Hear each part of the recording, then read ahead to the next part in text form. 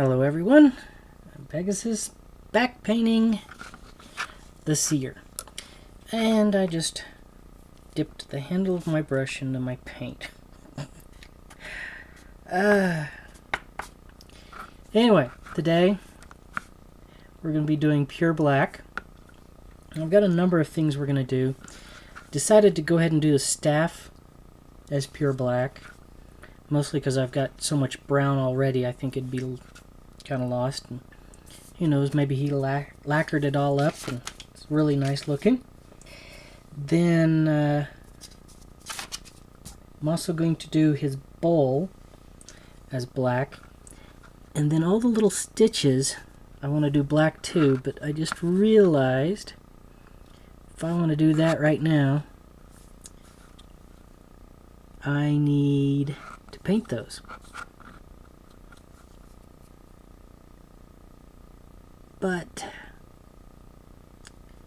if I want to paint that a different color, I can't do that this trip. So I think I'll just paint what I've got. It is pure black, so it is pretty easy to go back and mix up more pure black and paint again. So this is going on kind of a gray almost. Ouch. I did a number on my brush.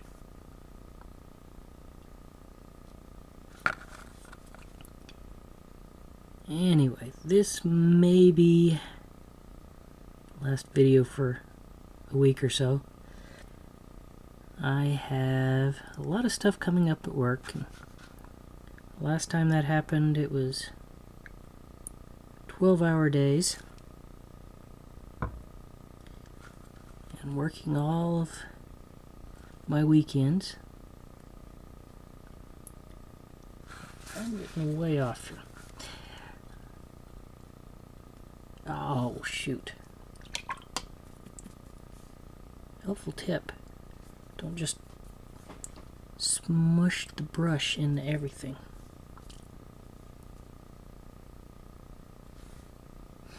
Okay, so we'll switch sides remember on it. Not paint right at the top of the hour. Then I have to wait for the chimes to stop.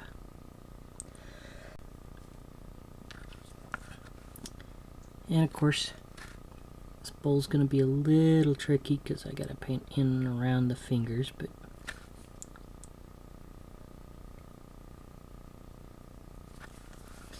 I really should be painting the edge of the brush. It would be easier.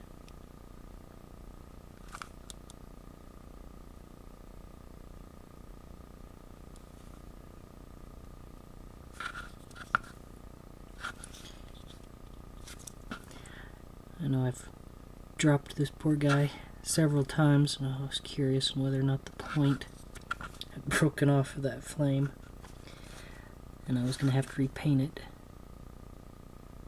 But it looks good still, so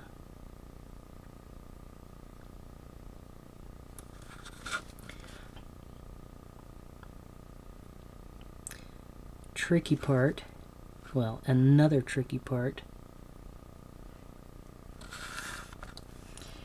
is going to be getting the rim of the bowl done. This top edge right there. That's just going to be some simple brush control. Be patient about it.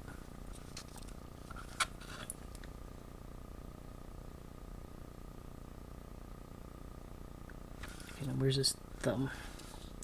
Okay, there's his thumb.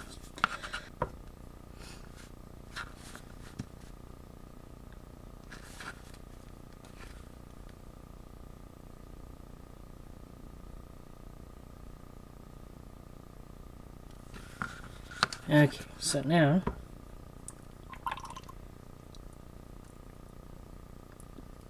let us try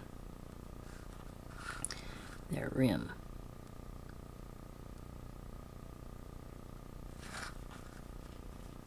choke up really tight on this one.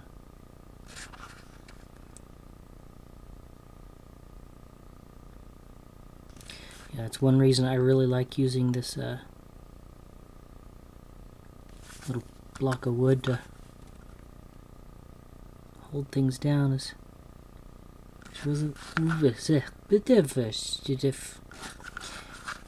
very easy to just hold it down onto the mat, and it's super steady that way.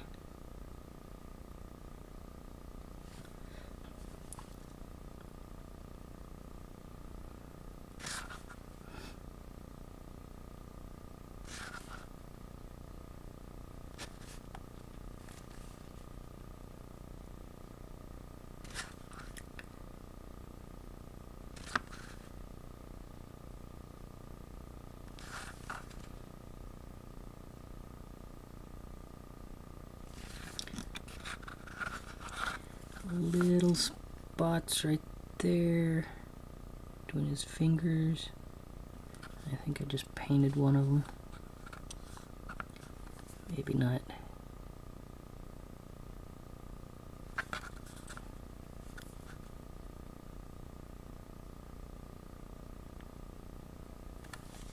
Okay.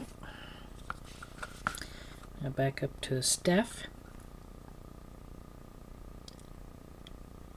Keep going on that.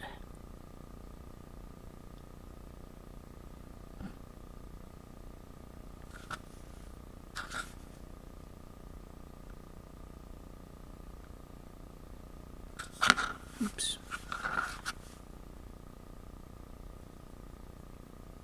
Well, I somehow managed to get the brown paint all the way up on the top of that staff. I didn't think I was that sloppy with it, but apparently I was.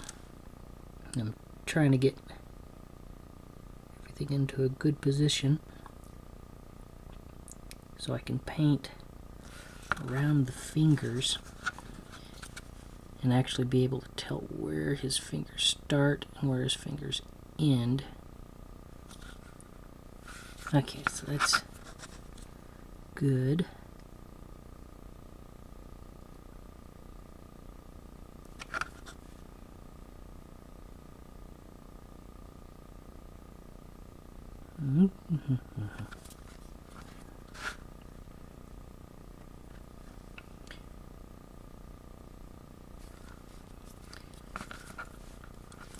There's gonna be a tricky spot underneath the staff in between the thumb and finger. Although the paint just ran down exactly where I wanted it. So I'll leave it there like that. Some days I wish it was ambidextrous, because this would be really easy left-handed perhaps.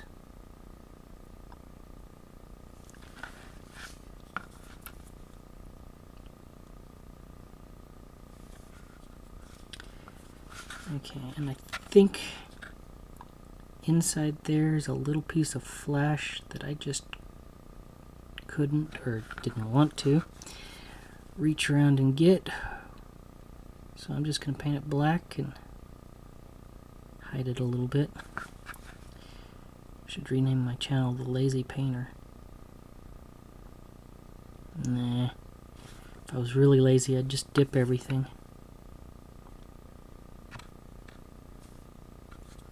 If you don't know what dipping is, it's a really speed technique. Really, we could do it with this figure. But you do a rough coat of paint on everything, and then you dip it in some dark wood stain, and you hold it upside down. Of course, you can't see it like that, but and the wood stain runs in all the cracks, and you let it dry that way, and it provides a really quick shading technique. You don't have any control over where it goes, but if you're wanting to do just a quick set of henchmen or generic mobs, it is a quick way to get some good enough results. I think I'm going to paint that belt black too. You know, my other choices would be a color such as brown, or I would want to do leather, or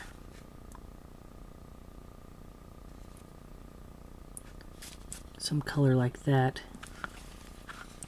But if I did leather, it would just fade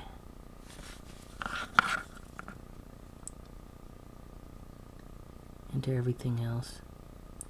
I did see a little belt buckle there, and that may cause me problems later. Oh, cause me problems now.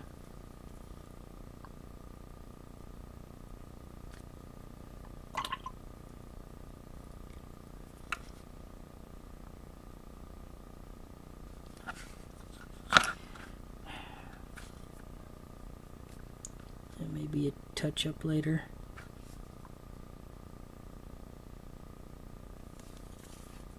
I don't know. I think that's maybe good.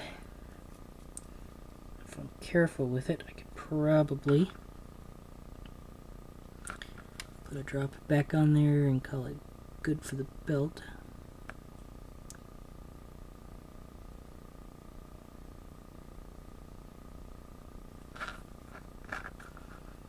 Okay. Checking that bowl. Make sure I got the coverage I want on it.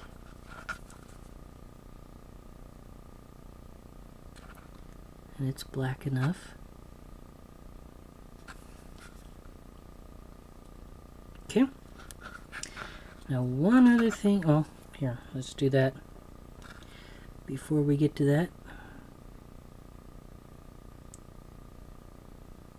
just blacken the soles of his boots. And again, you know, if this was the Beggar instead of a Seer like I'm painting him, I would paint maybe one dark boot on one side, and it just occurred to me that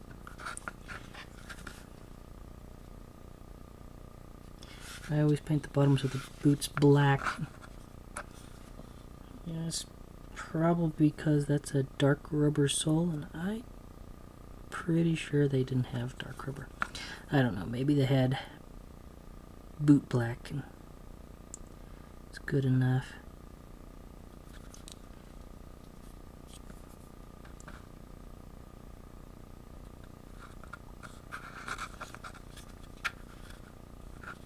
Got the inside good enough. Go ahead and paint across the front there.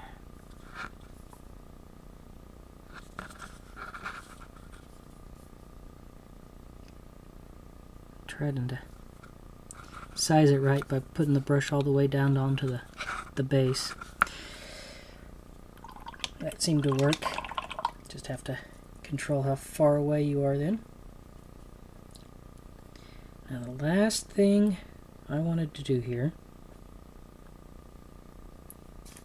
get that paper out of the way right quick, is to do the stitching on the back. And yeah, it's just going to take a light touch. Grab all of those, and I might just put it down so okay, maybe hold it a little bit because I'm shaking really badly.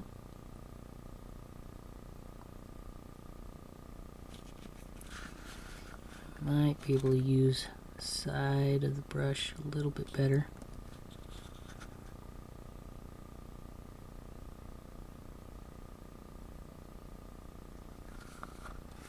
I think that stitch is a little bad, but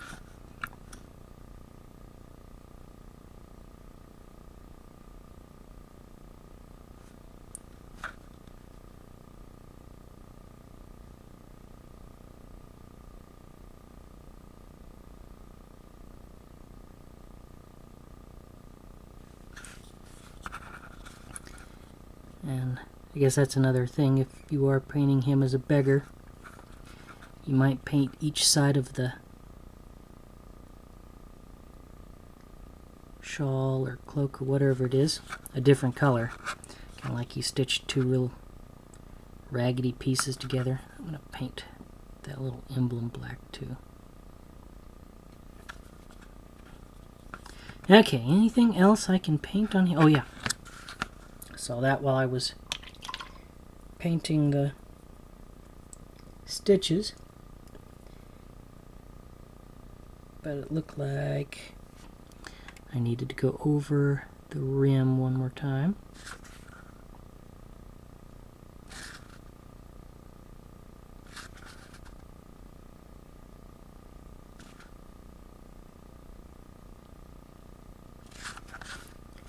Especially trying to get that little spot right next to his thumb without getting his head with the back end of the brush.